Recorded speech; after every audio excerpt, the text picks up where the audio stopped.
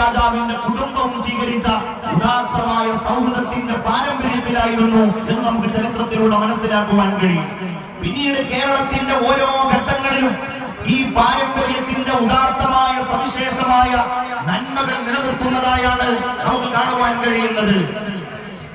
ഈ രാജ്യത്തെ നമ്മളുടെ പ്രിയപ്പെട്ട പ്രവർത്തകന്മാർ സമസ്ത കേരള ജംഇയ്യത്തുൽ ഉലമയുടെ പതാകയുമേന്തി ഒരാൾക്ക് മുമ്പിലും താഴ്ത്തേണ്ടതില്ലാത്ത സമസ്ത കേരള ജംഇയ്യത്തുൽ ഉലമയുടെ പതാകയേന്തി ആദരണീയനായ സയ്യിദ് മുഹമ്മദ് ജിഫ്രി മുത്തുക്കോയ തങ്ങൾ ഉയർത്തിപ്പിടിച്ചിരിക്കുന്ന ഈ പതാകയേന്തിയ പ്രവർത്തകന്മാർ ഇതാ ആയിരക്കണക്കിന് ആളുകൾ അടിവച്ചണിയായി ഒരു കൊടുങ്കാറ്റിലും പതറാതെ ഒരു വെള്ളപ്പൊക്കത്തിലും ചിതറാതെ ഈ മനോഹരമായ ഈ സുന്ദരമായ സ്വീകരണ സമ്മേളനത്തിലേക്ക് ഒഴുകിക്കൊണ്ടിരിക്കുകയാണ്.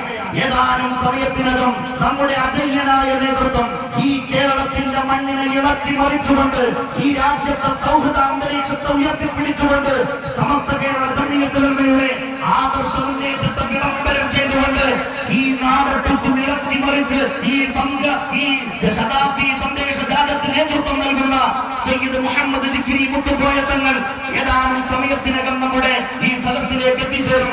ഇവിടെ എത്തിച്ചേരുന്ന പ്രിയപ്പെട്ട പ്രവർത്തകന്മാർക്ക്, പ്രിയപ്പെട്ട നമ്മുടെ മുഅല്ലിമീങ്ങൾക്ക് നമ്മൾ സ്വീകരണം ഒരുക്കേണ്ടതുണ്ട്, അവർക്ക് ഇരിപ്പിടം ഒരുക്കേണ്ടതുണ്ട്.